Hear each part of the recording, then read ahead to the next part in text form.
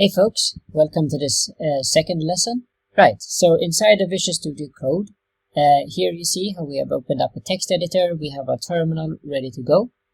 I wanted to explain this code because right now we're looking at a functioning code. We can even type it here.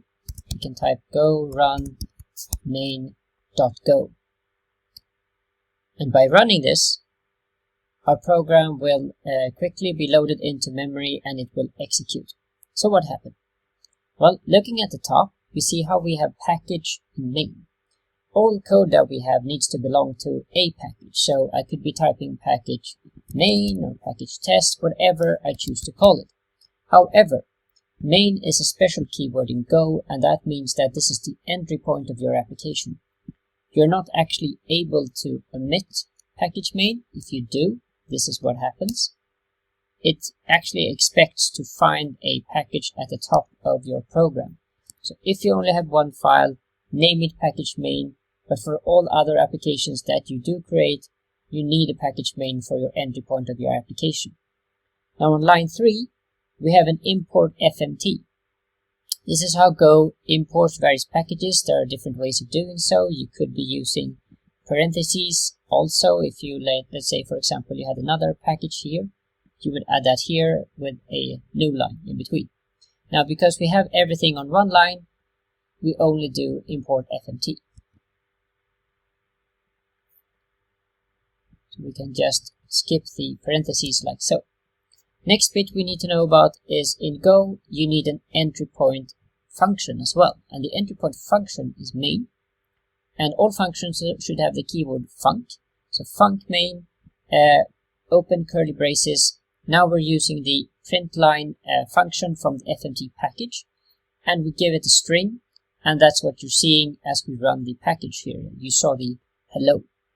So to add some more code to our Go program, we could type FMT printline like so, and say hi Chris. That would work as well, and if we run this program anew, you see that we get hello and we get hey Chris. So this is a program in Go. Package main, import FMT, and then from FMT we can use printline. Another thing we can also do in Go is to interpolate variables. So we can do printline or printf in this case. We're doing printf, we're saying we want to format things. So this is how we can do things. We can do s like that, so we can place whatever we want here. So now we're printing, so percentage %s means that we try to interpolate a string. So you can see here how it says Chris again. And the reason this one is in with the space tab is because I added the space. If I don't want that space, I can just do like that. But this gives me the opportunity to mix in other types of things. So if I just want to say this, so I say again, and I skip the again from this, there should be no difference. Now we say it says Chris again. So now I have created a variable, and by creating the variable Chris, I'm able to use that instead, which makes this printf function a bit more flexible. One other thing I could do is also define another variable called age. I wanted to set that.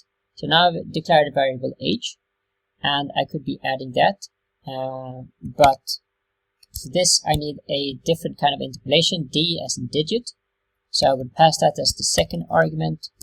And at this point I run it again, and now it says Chris again and 20, and all of this is variables, and it's using percentage %s or percentage %d to interpolate this correctly and turn everything that it's working with into a string. That was actually everything for this lesson. I just wanted to show you what a program in Go looks like, and as you can see, the FMT package is your friend for any kind of output to the console. So stay tuned for the next lesson where we'll be learning more basic concepts from Go.